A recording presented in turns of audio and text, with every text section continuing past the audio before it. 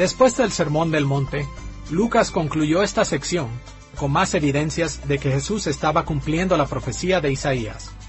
Jesús sana al sirviente del centurión en Lucas capítulo 7, versículos 1 al 10. Y en el capítulo 7, versículos 11 al 16, Él resucita al hijo muerto de la viuda de Naín. El siguiente relato de Lucas sobre el ministerio de Jesús en Galilea es un grupo de historias que giran alrededor de Juan el Bautista, en Lucas capítulo 7, versículos 18 al 50. Después del encarcelamiento de Juan el Bautista, él envió a algunos de sus discípulos a preguntar a Jesús si él en realidad era el Mesías. Y Jesús contestó recordándoles a ellos lo que él había hecho. Los milagros de Jesús y la predicación claramente cumplieron las profecías de Isaías capítulo 61, versículos 1 y 2, y por lo tanto, probaron que Jesús realmente era el Mesías. Escuchemos lo que Jesús dijo a los mensajeros de Juan en Lucas capítulo 7, versículo 22. Id, haced saber a Juan lo que habéis visto y oído. Los ciegos ven, los cojos andan, los leprosos son limpiados, los sordos oyen, los muertos son resucitados, y a los pobres es anunciado el Evangelio. Jesús continuó afirmando que Juan era el más grande de los profetas, pero aún Juan no era mayor que la persona más pequeña en el reino de Dios. Y Lucas remarcó este punto en el capítulo 7, versículos 47 al 50, explicando que Jesús en realidad perdonó los pecados de la mujer inmoral que lavó sus pies. Juan había bautizado gente arrepentida como una súplica a Dios por el perdón, pero Jesús convirtió el reino en una experiencia real al perdonar los pecados, sanar enfermos y predicar el Evangelio a los pobres. Después de estas historias que giran alrededor de Juan el Bautista, Lucas registró más de las enseñanzas y milagros de Jesús en Lucas capítulo 8, versículos 1 al 56. En estas enseñanzas y milagros adicionales, Jesús se enfocó en las buenas nuevas del reino. La parábola del sembrador en Lucas capítulo 8, versículos 1 al 15, y la parábola del candelero en Lucas capítulo 8, versículos 16 al 18, describen la importancia de responder al mensaje del reino en fe y obediencia. Y él repitió estos mismos temas en Lucas capítulo 8, versículos 19 al 21, cuando dijo que su verdadera familia eran aquellos que escuchaban y obedecían la palabra de Dios. Entonces, en Lucas capítulo 8, versículos 22 al 56, Lucas registró varios milagros que confirman y demuestran la salvación que Jesús estaba ofreciendo. Jesús calmó la tormenta, echó fuera un demonio, sanó a una mujer enferma y resucitó a una niña de la muerte. Finalmente, Lucas concluyó su relato del ministerio de Jesús en Galilea, reportando la preparación de los 12 apóstoles de Jesús para el ministerio, en Lucas capítulo 9, versículos 1 al 50. Primero, en Lucas capítulo 9, versículos 1 al 9, Jesús envió de misión a sus 12 apóstoles a sanar y a predicar el Evangelio. Estos eran los mismos hombres que él había apartado en Lucas capítulo 6. Entonces, les demostró su poder alimentando 5,000 personas en el capítulo 9, versículos 10 al 17, enseñando a sus apóstoles a confiar en su poder y provisión. Y estas preparaciones culminaron en Lucas capítulo 9, versículos 18 al 27, donde los apóstoles confesaron que Jesús era el tan esperado Mesías o Cristo. Lucas concluyó esta sección con varias historias acerca de la preparación que Jesús continuó dando a sus apóstoles para el ministerio, especialmente el ministerio que ellos tendrían después de que Él ascendiera al cielo. Jesús fue transfigurado ante Pedro, Jacobo y Juan en Lucas capítulo 9, versículos 28 al 36, donde el Padre habló desde el cielo para confirmar su compromiso con Jesús. Entonces, Jesús realizó un exorcismo extremadamente difícil en el capítulo 9, versículos 37 al 45, y enseñó sobre la grandeza del reino en el capítulo 9, versículos 46 al 50. En todos estos relatos, Jesús preparó a sus discípulos para reconocer su autoridad, para confiar en su poder y para ministrar como humildes servidores en su nombre, por lo que iban a ser líderes efectivos de su reino en la tierra. Después del ministerio de Jesús en Galilea, la siguiente sección principal que el Evangelio de Lucas escribe es el viaje de Jesús a Jerusalén. Esta parte se extiende desde Lucas capítulo 9, versículos 51, al capítulo 19, versículo 27. Lucas mencionó la determinación de Jesús de ir a Jerusalén 5 veces en esta sección. En el capítulo 9, versículo 51, capítulo 13, versículo 22, capítulo 17, versículo 11, capítulo 18, versículo 31, y en el capítulo 19, versículo 28. Como un ejemplo, escuchemos a Lucas, capítulo 18, versículos 31 y 32. Tomando Jesús a los 12, les dijo: He aquí subimos a Jerusalén, y se cumplirán todas las cosas escritas por los profetas acerca del Hijo del Hombre. Pues será entregado a los gentiles, y será escarnecido, y afrentado, y escupido. A través de pasajes como este, Lucas deja claro que Jesús estaba comprometido con el plan de Dios para salvar a su pueblo, aunque requeriría su muerte en Jerusalén. Dividiremos la discusión de Lucas del viaje de Jesús a Jerusalén en 4 partes principales. Primero, las enseñanzas de Jesús sobre la naturaleza del discipulado. Segundo, el registro de Lucas del incremento de los conflictos entre Jesús y sus oponentes. Tercero, las enseñanzas de Jesús sobre el costo del discipulado.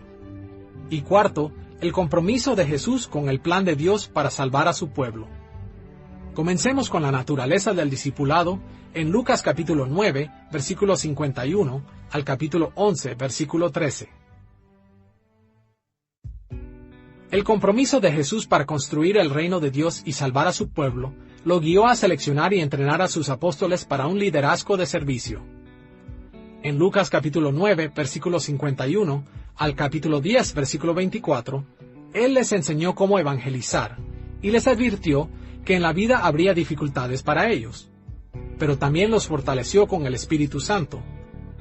Después de esta preparación, los envió a predicar el Evangelio a las ciudades que había planeado visitar.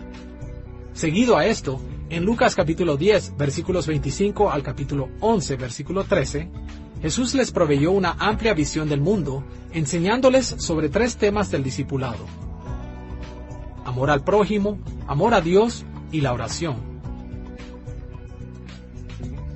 Jesús comenzó en Lucas capítulo 10, versículo 27, resumiendo su enseñanza acerca del amor de esta manera: Amarás al Señor tu Dios con todo tu corazón, y con toda tu alma, y con todas tus fuerzas, y con toda tu mente, y a tu prójimo como a ti mismo.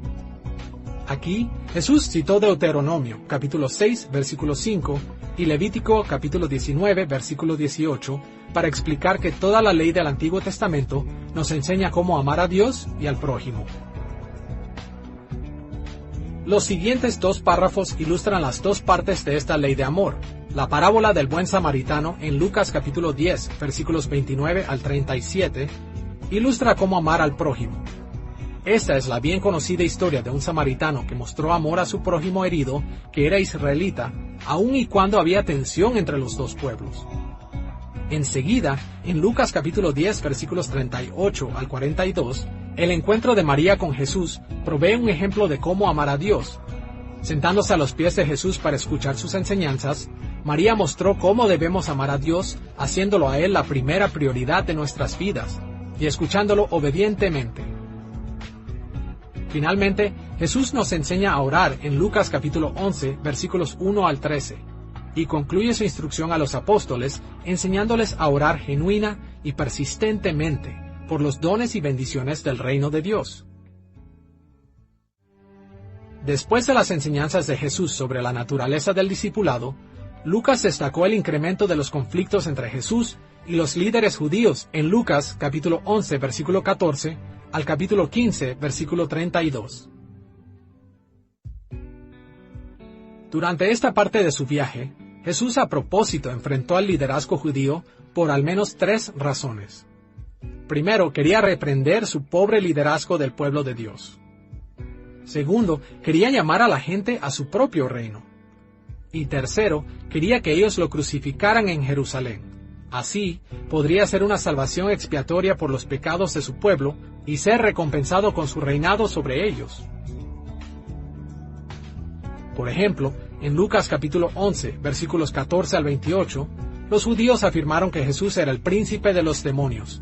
Y Jesús respondió en los versículos 29 al 53, condenando su maldad y pronunciando maldiciones sobre ellos. En Lucas, capítulo 12, versículos 1 al 3, Jesús advirtió a las multitudes a no ser hipócritas como los fariseos. En los versículos 4 al 21, atacó las prácticas de las sinagogas, gobiernos y autoridades judías. En los versículos 22 al 32, enfatizó que Dios iba a satisfacer las necesidades de todo aquel que buscara el reino de Dios, por lo que no necesitarían perseguir la riqueza del mundo como los líderes judíos. Y en los versículos 33 al 59, Jesús advirtió que sus seguidores sin duda tendrían conflictos con aquellos que no aceptan el reino de Dios. En Lucas capítulo 13, versículos 1 al 9, Jesús continuó enfrentando al liderazgo judío, llamando a todo Israel a arrepentirse de sus pecados. En los versículos 10 al 17, se agudizó la controversia de sanar a una mujer encorvada en el día de reposo, enfureciendo al principal de la sinagoga.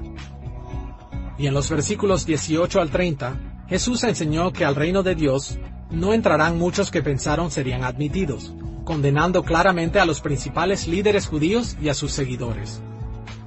Y en los versículos 31 al 35, Lucas registró que la tensión siguió en aumento entre Jesús y el rey judío Herodes, quien había estado planeando matarlo.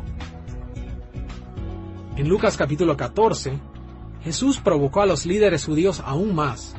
En los versículos 1 al 24, Él sanó a un hombre en el día de reposo, y así criticó los valores mundanos de los líderes judíos, sugiriendo que ninguno de ellos heredaría el reino de Dios. En los versículos 25 al 34, Jesús advirtió a sus seguidores que podrían perder todo en sus vidas como resultado del conflicto que tendrían con aquellos que se le oponen. Después de una introducción en el capítulo 15, versículos 1 y 2, Jesús otra vez busca el conflicto con los líderes judíos a través de sus parábolas acerca de cosas perdidas: la oveja perdida, la moneda perdida y el hijo pródigo. En cada historia, Jesús llamó a su pueblo a rechazar la exclusividad hipócrita de los fariseos y maestros de la ley, y a regocijarse cuando Dios encuentra a sus hijos entre los pecadores perdidos del mundo. Después de registrar las enseñanzas de Jesús sobre la naturaleza del discipulado y su incremento de los conflictos con los líderes judíos, Lucas enfoca su relato del viaje de Jesús a Jerusalén en el costo del discipulado en Lucas capítulo 16, versículo 1 al capítulo 18, versículo 30. Jesús quería que sus seguidores entendieran que sus vidas en el reino serían un modelo de su propia vida. Serían perseguidos por los líderes del mundo y tendrían que luchar para mantenerse fieles a Dios.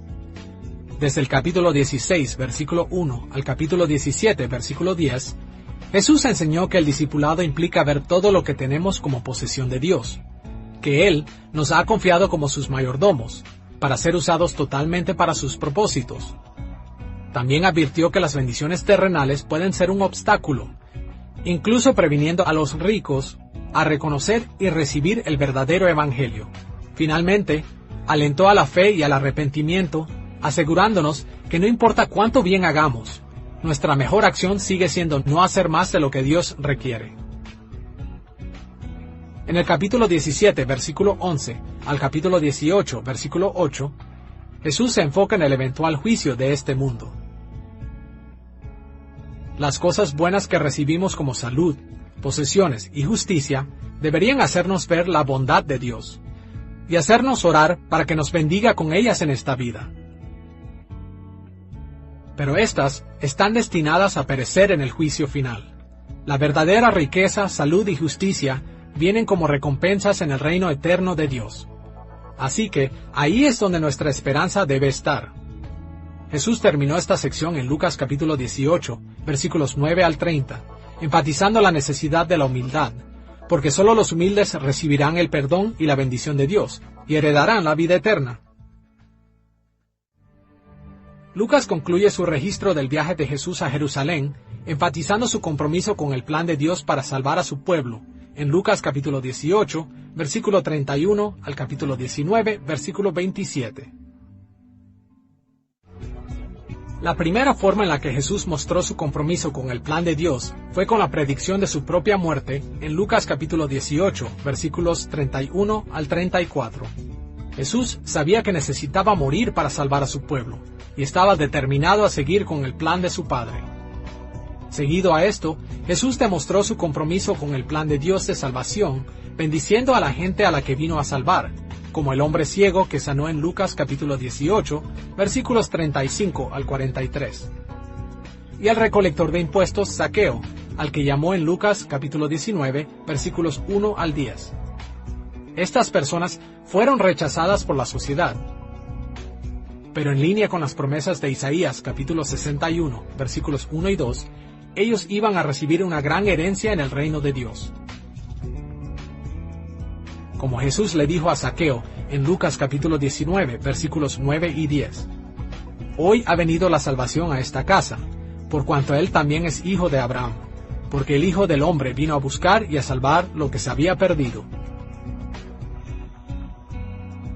Finalmente, en Lucas capítulo 19, versículos 11 al 27, Jesús contó la parábola de las 10 minas, donde un rey le confía a sus siervos su dinero, mientras que él estaba lejos. Esta parábola enseña que si queremos heredar el reino de Dios, debemos comprometernos con el plan de Dios, justo como Jesús lo hizo. Después de describir el viaje de Jesús a Jerusalén, Lucas registró el ministerio de Jesús en Jerusalén. Esta es la quinta sección principal del Evangelio de Lucas, y se extiende desde el capítulo 19, versículo 28, al capítulo 21, versículo 38. El registro de Lucas del ministerio de Jesús en Jerusalén comienza en Lucas capítulos 28 al 44, con la entrada de Jesús a Jerusalén mientras las multitudes lo reciben con algarabías y alabanzas. Siguiendo su entrada en la ciudad, lo primero que Jesús hizo fue purificar el templo, sacando a los mercaderes. En Lucas capítulo 19, versículos 45 y 46, Jesús condenó las prácticas pecaminosas que habían corrompido el culto y la vida judía, e insultado en gran manera al liderazgo judío. En Lucas capítulo 19, versículo 47 al capítulo 21, versículo 38, Jesús pasó los siguientes días enseñando en el templo, hablando acerca del reino de Dios. Durante este tiempo, su conflicto con los líderes judíos se intensificó, mientras él continuaba condenando sus prácticas y ellos continuaban retando su autoridad. Escuchemos lo que los maestros de la ley y los principales sacerdotes hicieron en Lucas capítulo 20, versículo 20. Y acechándole, enviaron espías que se simulasen justos, a fin de sorprenderle en alguna palabra, para entregarle al poder y autoridad del gobernador. Pero Jesús no dejó de predicar la verdad solo porque unos hombres malvados trataron de atraparlo. En lugar de eso, él abiertamente los reprendió. Como les dijo a las multitudes en Lucas capítulo 20, versículos 46 y 47. Guardaos de los escribas, que gustan de andar con ropas largas y aman las salutaciones en las plazas y las primeras sillas en las sinagogas y los primeros asientos en las cenas, que devoran las casas de las viudas y por pretexto hacen largas oraciones. Estos recibirán mayor condenación. As Jesus neared Jerusalem, Mientras Jesús se acercaba a Jerusalén, el rechazo de Israel para aceptarlo como su Mesías Salvador le llevó a profetizar la destrucción de la ciudad. Pero incluso esa catástrofe sería solo un anticipo de un juicio mayor. En el último día, cuando Jesús regrese en gloria, cada uno dará cuentas ante él. Y por esta razón, Jesús llama a sus discípulos de todos los tiempos a obedecerle diligentemente y a observar con atención por su regreso. Después del registro del ministerio de Jesús en Jerusalén, encontramos la última sección principal del Evangelio de Lucas, la narración de la crucifixión y resurrección fuera de Jerusalén, en Lucas capítulo 22, versículo 1, al capítulo 24, versículo 53. En esta sección de su Evangelio, Lucas explicó cómo Jesús en realidad logró la salvación de su pueblo. Él cumplió el plan celestial de su Padre, ofreciéndose a sí mismo como un sacrificio expiatorio, y fue recompensado con el trono de su padre David, gobernando sobre su pueblo como rey. El registro de Lucas de la crucifixión y resurrección de Jesús puede ser dividido en dos partes: el arresto, juicio y muerte de Jesús, y su resurrección y ascensión. Observemos primero el arresto, juicio y muerte de Jesús en Lucas capítulo 22, versículo 1, al capítulo 23, versículo 56. El registro del arresto, juicio y muerte de Jesús comienza en Lucas capítulo 22, versículo 1 al 6, con el complot de traicionar a Jesús. Durante la última cena, registrada en los versículos 7 al 38, Jesús profetizó la traición de Judas, y que Pedro negaría ser su seguidor. Pero en medio de estas predicciones, aseguró a los discípulos su lugar en el reino y su control sobre todos estos eventos. Siguiendo la última cena, encontramos la oración de Jesús en el Monte de los Olivos, en Lucas capítulo 22, versículos 39 al 46. Jesús estaba muy angustiado durante esta oración, como lo observamos en el hecho de que suda sangre, y su deseo de que el Padre pudiera permitir evitar la crucifixión si esto fuera posible. Pero a pesar de todo, Jesús nunca vaciló en su completa confianza en el Padre Celestial, o en su compromiso con el plan del Padre. El arresto de Jesús en Lucas capítulo 22, versículos 47 al 53, ponen en marcha los acontecimientos de la negación de Pedro en los versículos 54 al 62, así como el juicio de Jesús ante los líderes judíos, Pilato y Herodes, en el capítulo 22, versículo 63 al capítulo 23, versículo 25. Ambos, Herodes y Pilato, encontraron a Jesús inocente de cualquier crimen en contra de Roma que pudiera merecer la muerte. Pilato, sin embargo, cedió a la presión de los líderes judíos y de la multitud y condenó al inocente Jesús a ser crucificado. Curiosamente, la narración de Lucas del arresto y juicio de Jesús no se enfocó en la muerte cercana de Jesús, sino en su identidad como el Cristo. Escuchemos este intercambio entre Jesús y los líderes judíos en Lucas capítulo 22, versículos 67 al 70. ¿Eres tú el Cristo? Dínoslo. Y les dijo: si os lo dijere, no creeréis. Pero desde ahora, el Hijo del Hombre se sentará a la diestra del poder de Dios. Dijeron todos: luego, ¿eres tú el Hijo de Dios? Y él les dijo: ¿vosotros decís que lo soy? En este pasaje, Jesús se identificó a sí mismo como el Cristo, el Hijo del Hombre y el Hijo de Dios. Estos términos se refieren al hecho de que Él era el Mesías que había sido profetizado en el Antiguo Testamento. Después de sus juicios, la crucifixión de Jesús es descrita en Lucas capítulo 23, versículos 26 al 49. En los versículos 43 al 46, Lucas cita 2 veces las palabras que Jesús habló desde la cruz, palabras que ningún otro de los escritores de los Evangelios preservaron para nosotros. Esas palabras enfatizan 2 de los puntos que Lucas ha mencionado repetidamente en su Evangelio. Primero, que Jesús está lleno de compasión por los desvalidos, y segundo, que Jesús confió en su Padre, quien estaba en control de todos estos eventos.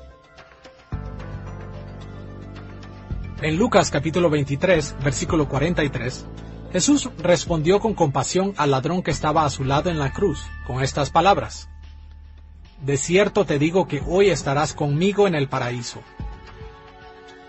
Y en el versículo 46, Jesús gritó con confianza en su Padre, diciendo: Padre, en tus manos encomiendo mi espíritu.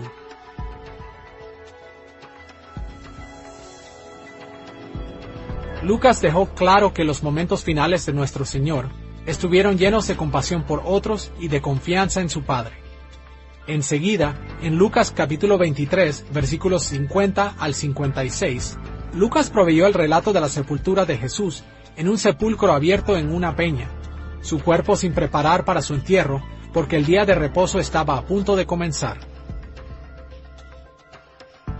No es difícil ver cómo los lectores perseguidos de Lucas podrían identificarse con los sufrimientos de Jesús.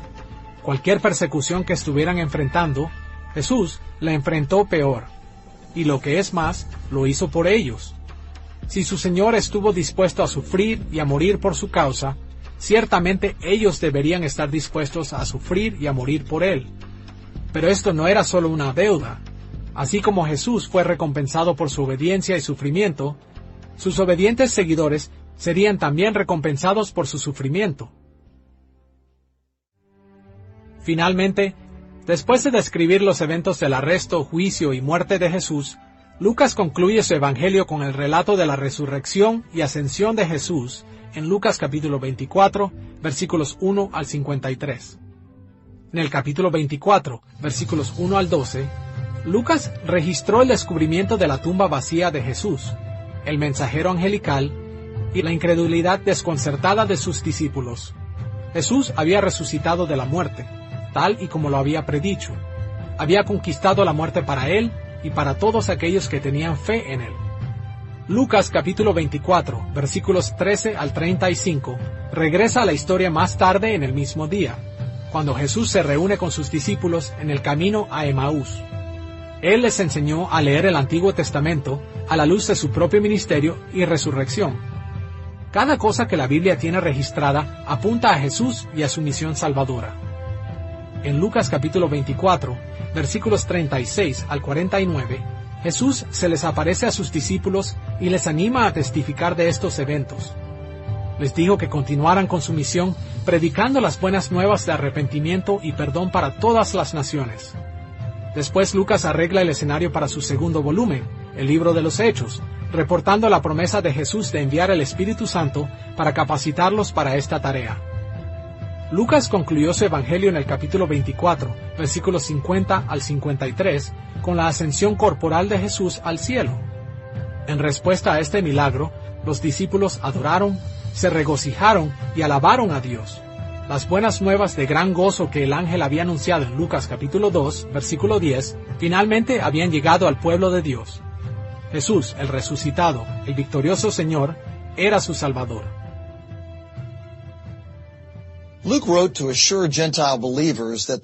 Lucas escribió para asegurarles a los gentiles creyentes que habían hecho la elección correcta al seguir a Jesús. A través de la estructura y contenido de su evangelio, Lucas demostró que cada aspecto de la vida de Jesús fue parte del plan de Dios para establecer su reino. Él era el Hijo de Dios y el Hijo de David, quien vino a cumplir las profecías de Isaías acerca de la salvación. Jesús era una fuerza imparable de gracia y misericordia que traería a todas las naciones bajo su gobierno. Él realmente había inaugurado el reino de Dios. Realmente estaba ofreciendo salvación a todas las familias de la raza humana, y realmente salvaría a todo aquel que le fuera fiel. Habiendo considerado el trasfondo y la estructura y contenido del Evangelio de Lucas, estamos listos para dirigirnos a nuestro último tema principal. En esta sección de nuestra lección, exploraremos algunos de los temas principales que Lucas enfatizó. En general, podemos decir que los tres evangelios sinópticos, Mateo, Marcos y Lucas, comparten los mismos temas centrales. Jesús es el Cristo que trae el reino de Dios. Pero cada uno de estos evangelios se enfoca en conceptos centrales de diferentes maneras. Así que, a medida que exploramos esta idea en el Evangelio de Lucas, nos enfocaremos en la descripción del reino de Dios como salvación. Lucas usó las palabras salvar, salvando, salvación y salvador por lo menos 25 veces, más seguido que cualquiera de los otros evangelistas. Destacó nuestra condición desesperada sin Cristo y nuestra necesidad de ser rescatados, y enseñó que el Dios es nuestra mayor salvación. El término salvación está profundamente arraigado a las esperanzas del Antiguo Testamento. Podemos definirlo como liberación de la tiranía del mal y del juicio de Dios contra el pecado.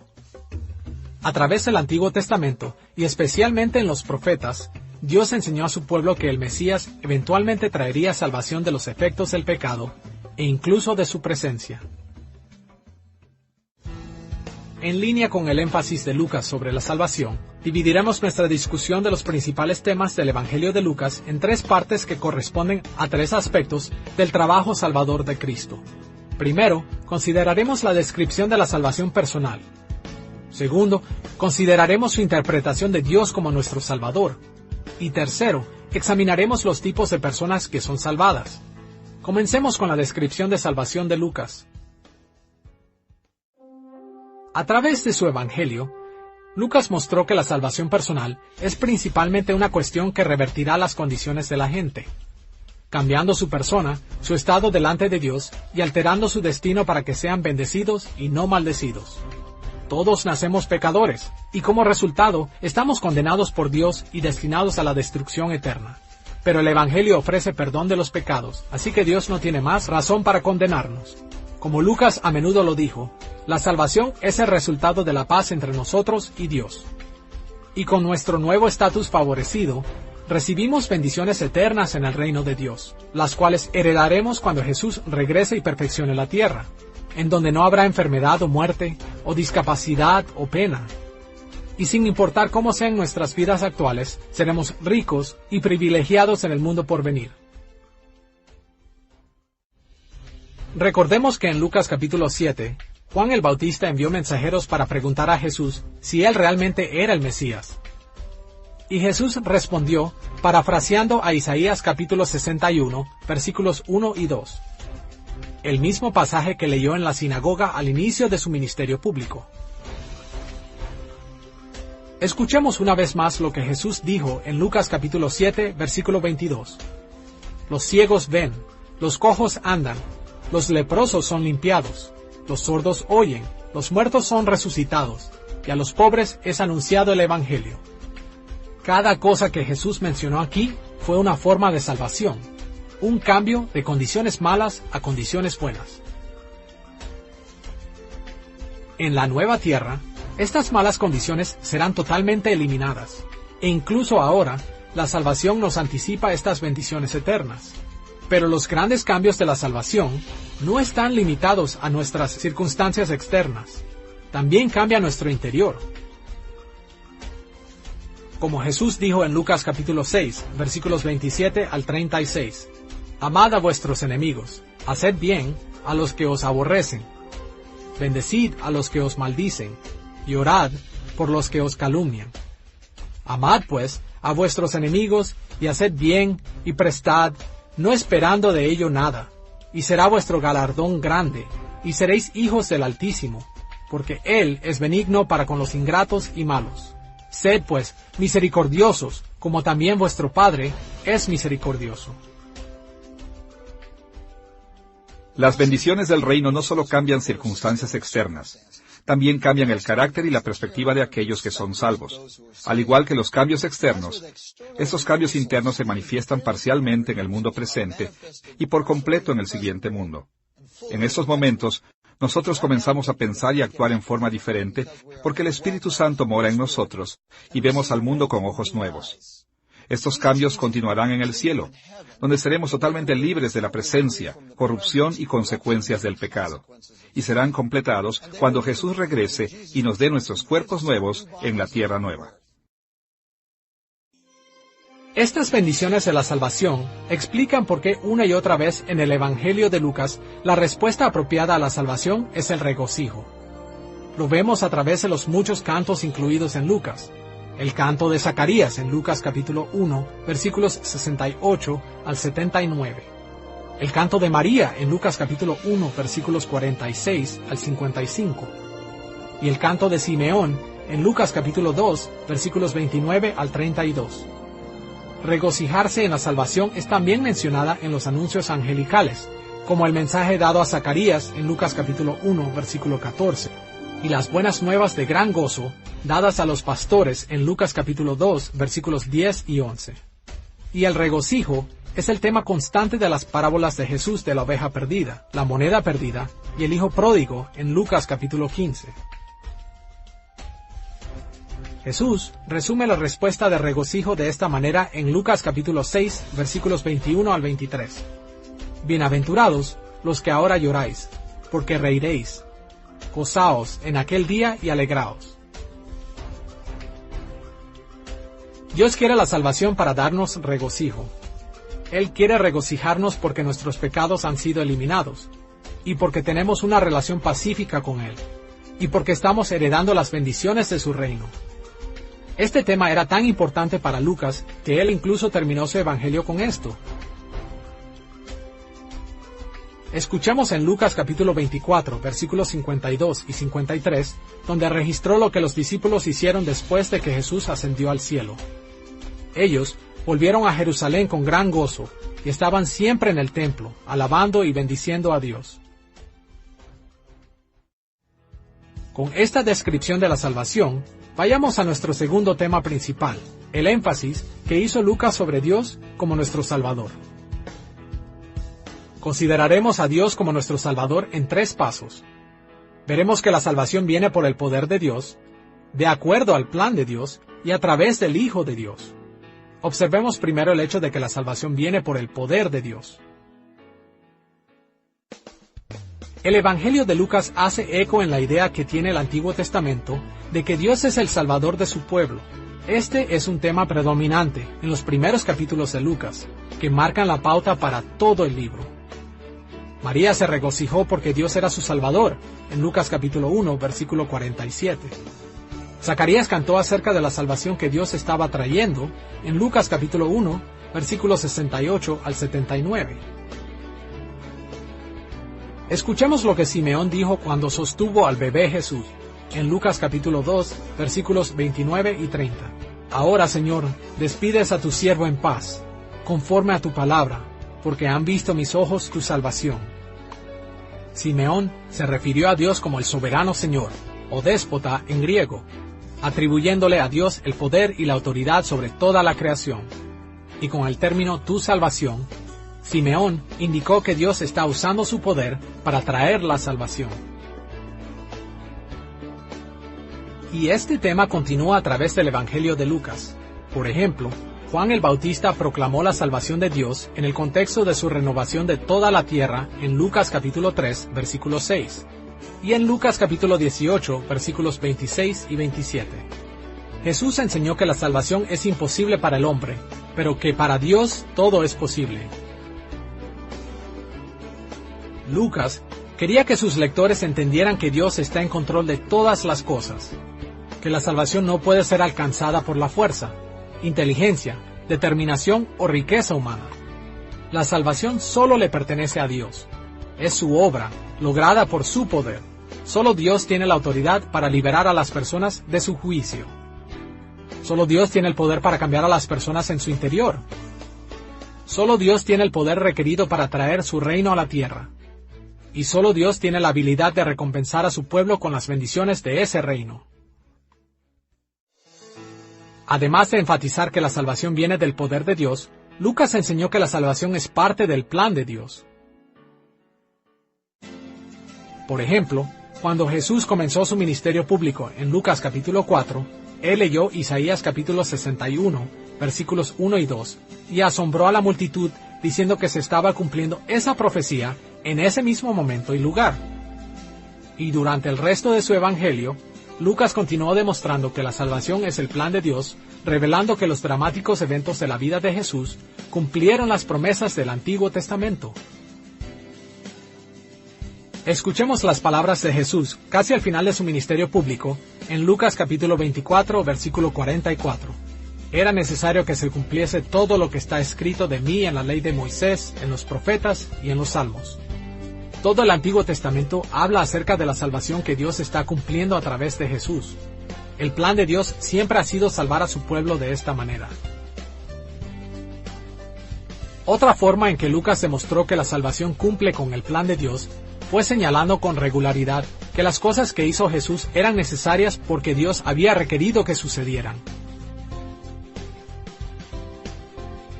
Como un ejemplo, escuchemos la forma en la que Jesús describió su sufrimiento y muerte en Lucas capítulo 9, versículo 22. Es necesario que el Hijo del Hombre padezca muchas cosas, y sea desechado por los ancianos, por los principales sacerdotes, y por los escribas, y que sea muerto y resucite al tercer día. Notemos que cuando Jesús explicó lo que iba a suceder, él usó la palabra necesario, que se traduce de la palabra griega dei. ¿Por qué era necesario? ¿Por qué Dios lo exigió? Cada cosa que le pasó a Jesús era parte del antiguo plan de Dios para salvar a su pueblo.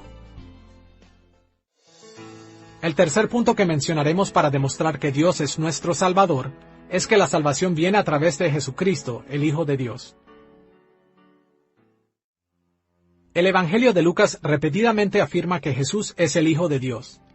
Algunas veces la filiación de Jesús lo identifica como el Dios encarnado, como en el anuncio angelical de su nacimiento, en Lucas capítulo 1, versículo 32 al 35. En otras ocasiones se enfatiza su autoridad, y esto lo vemos en su bautismo, en Lucas capítulo 3, versículo 22, donde Dios expresó su aprobación desde el cielo, y durante su transfiguración, en Lucas capítulo 9, versículo 35, cuando Dios instruye a su pueblo a escuchar a su Hijo. En otras ocasiones, se refiere a su función de rey vasallo mesiánico de Dios, como en la última cena, en Lucas capítulo 22, versículo 29. Pero todas estas referencias de Jesús como el Hijo de Dios comparten por lo menos una cosa en común. Todas indican que Jesús es la persona a través de quien Dios está cumpliendo la salvación. Jesús es el Hijo de Dios que fue enviado al mundo para rescatar a su pueblo de la condenación, muriendo en su lugar y trayendo el reino de Dios a la tierra.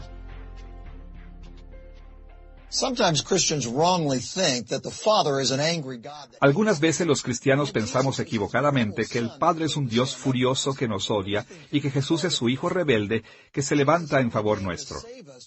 Pero no hay nada más alejado de la realidad. Jesús solo vino a salvarnos porque su Padre lo mandó. Sí, Jesús realmente es nuestro Salvador, y Él realmente nos salva del juicio del Padre. Pero es crucial entender que la salvación que Él nos trae tiene su origen en el Padre. Como el Hijo de Dios, Jesús solo hizo lo que el Padre le mandó. Él usa el poder de Dios para cumplir el plan de Dios. Y de esta manera, la obra salvadora de Jesús es prueba de que Dios el Padre es nuestro Salvador. Ahora que hemos observado que Lucas hace la descripción de la salvación y a Dios como nuestro Salvador, vayamos al tercer tema principal en el Evangelio de Lucas: la variedad de personas que son salvadas. En los días de Jesús, nadie se habría sorprendido si Él hubiera ofrecido salvación a aquellos que ocupaban lugares de honor o de poder en la sociedad. Nadie se habría preguntado por qué Él salvó a los que estrictamente cumplían la ley de Dios. Nadie se habría maravillado si Él hubiera condenado a la gente que la sociedad judía ya despreciaba, personas a las que aparentemente Dios había pasado por alto para bendecirlos, porque de alguna manera habían fallado. Pero eso no fue lo que Jesús hizo, y uno de los principales temas del Evangelio de Lucas es llamar la atención hacia la gente que Jesús sorprendentemente salvó y dio honor y estatus. Para nuestros propósitos en esta lección, nos limitaremos a observar 4 sorprendentes tipos de personas, a los que Lucas frecuentemente dirigió su atención, comenzando con los gentiles. El Antiguo Testamento dice que los gentiles eventualmente serán traídos al reino de Dios, recibiendo su salvación y sus bendiciones.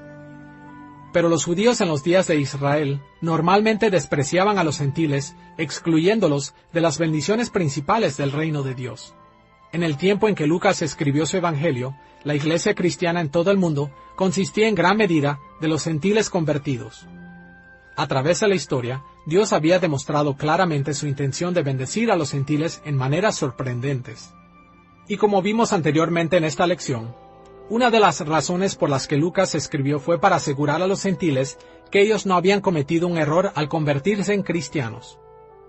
Así que a través de su Evangelio, él dirigió la atención a aquellos lugares en donde la salvación había sido extendida a los gentiles, en cumplimiento de las esperanzas y los ideales del Antiguo Testamento. Por ejemplo, en Lucas capítulo 2, versículos 10 al 14, los ángeles anunciaron que el gozo del Evangelio sería para todo el pueblo, y para los hombres en la tierra. En lugar de decir que el nuevo rey de Israel había nacido para salvar a los judíos, los ángeles hablaron en términos más generales. Y en Lucas capítulo 2, versículo 32, Simeón proclamó que el pequeño Jesús sería una luz para la revelación a los gentiles. Y mientras los 4 evangelios citan Isaías capítulo 40 en la historia de Juan el Bautista, solo Lucas capítulo 3, versículo 6, extiende la cita para incluir las palabras «toda carne verá la salvación de Dios». Lucas también señaló que los samaritanos, a quienes los judíos consideraban sus enemigos, podrían ser salvos. Por ejemplo, en Lucas capítulo 17, versículos 11 al 19, Jesús sanó a 10 leprosos, pero el único leproso que regresó para agradecerle era samaritano.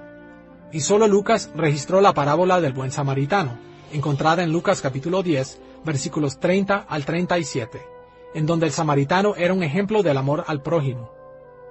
Más allá de esto, Lucas registró momentos cuando los gentiles demostraron verdadera fe en Jesús como el Salvador.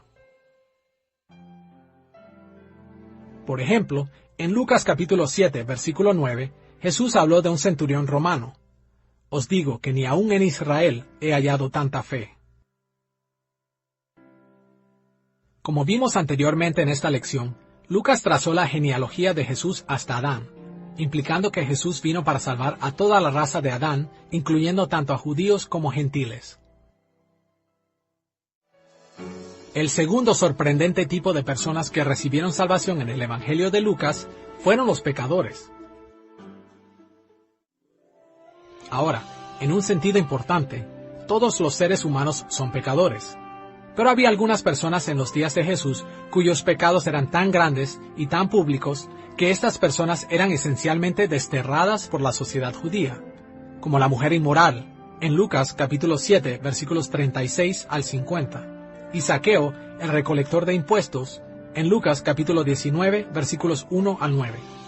Los recolectores de impuestos eran pecadores porque ellos se ganaban la vida cobrando a sus compatriotas impuestos exorbitantes que no eran requeridos por el gobierno.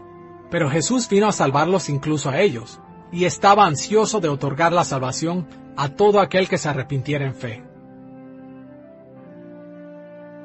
Solo como un ejemplo, escuchemos esta historia en Lucas capítulo 5, versículos 29 al 32. Y Leví le hizo gran banquete en su casa, y había mucha compañía de publicanos y de otros que estaban a la mesa con ellos. Y los escribas y los fariseos murmuraban contra los discípulos diciendo, ¿por qué coméis y bebéis con publicanos y pecadores? Respondiendo Jesús les dijo, los que están sanos no tienen necesidad de médico, sino los enfermos. No he venido a llamar a justos, sino a pecadores al arrepentimiento. El tercer sorprendente grupo de personas que son salvadas en el Evangelio de Lucas son las mujeres. En el antiguo mundo mediterráneo oriental, donde Jesús vivió, las mujeres no tenían muchos derechos en la sociedad y no eran altamente valoradas. Pero Lucas dirigió su atención a las formas en las que Jesús les trajo salvación. En Lucas capítulo 8, versículos 41 al 53, Jesús sanó a la hija de Jairo y a la mujer que por 12 años había sufrido hemorragias. También mostró gran compasión hacia las viudas, quienes en la antigua sociedad patriarcal no tenían prácticamente ninguna ayuda y esperanza. Lucas capítulo 7, versículos 11 al 17 y el capítulo 18, versículos 1 al 8, ilustran la preocupación y el cuidado de Jesús por estas personas más necesitadas. Una de las técnicas más dramáticas de enseñanza de Lucas que remarcó la salvación de las mujeres fue comparando a las mujeres humildes con orgullosos líderes religiosos masculinos. Por ejemplo, en Lucas capítulo 13, versículos 14 y 15, Jesús llamó hipócrita al principal de la sinagoga, mientras que en el siguiente versículo llamó a una mujer encorvada hija de Abraham. Encontramos un contraste similar en Lucas capítulo 7, versículos 37 al 50, donde Jesús aceptó la adoración de una mujer inmoral, mientras condenaba al orgulloso fariseo Simón. Y en su máximo ejemplo de lo que significa amar a Dios, Lucas relató la historia de María, la amiga de Jesús.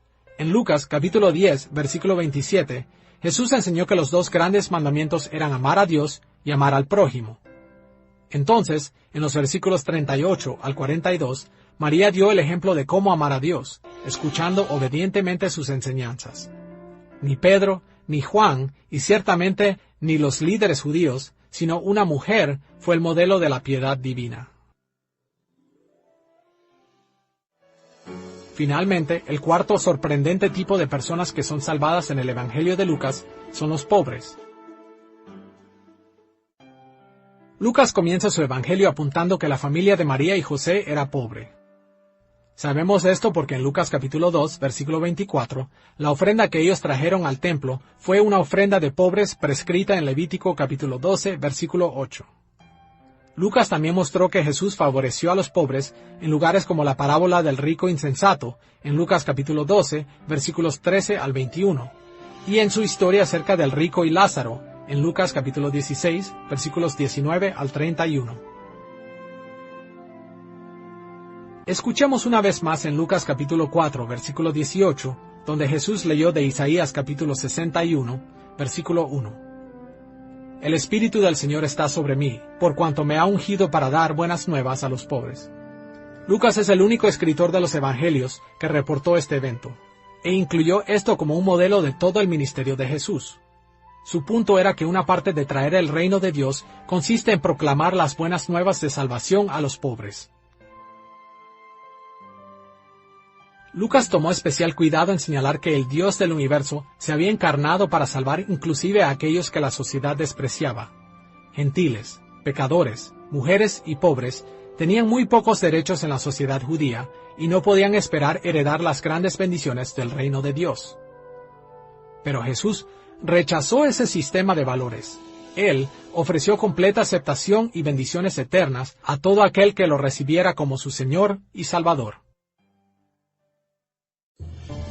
En esta lección, exploramos el Evangelio de Lucas, considerando su trasfondo en términos de su autor y su audiencia original, así como la ocasión o circunstancias de su escritura, su estructura y contenido, y sus temas principales que giran alrededor del tema de la salvación.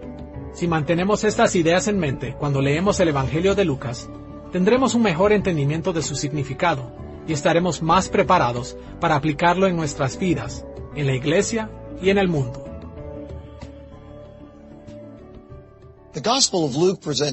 El Evangelio de Lucas presenta a Jesús como el glorioso Hijo de Dios, quien vino a la tierra como el amante salvador del mundo. Él extendió las buenas nuevas de la salvación de Dios para todos, independientemente de su origen étnico, posición económica o condición. En sus días, el Evangelio de Lucas aseguró a los gentiles cristianos que no habían cometido ningún error al seguir al Mesías judío. Y lo mismo es para cada época. Desde el primer siglo, la vasta mayoría de la Iglesia ha sido gentil, y nosotros no hemos cometido ningún error tampoco. Y como seguidores de Cristo, es nuestra responsabilidad el seguir predicando esas mismas buenas nuevas de arrepentimiento y fe para todo el mundo, sabiendo que tenemos el único mensaje que puede traer verdadera salvación.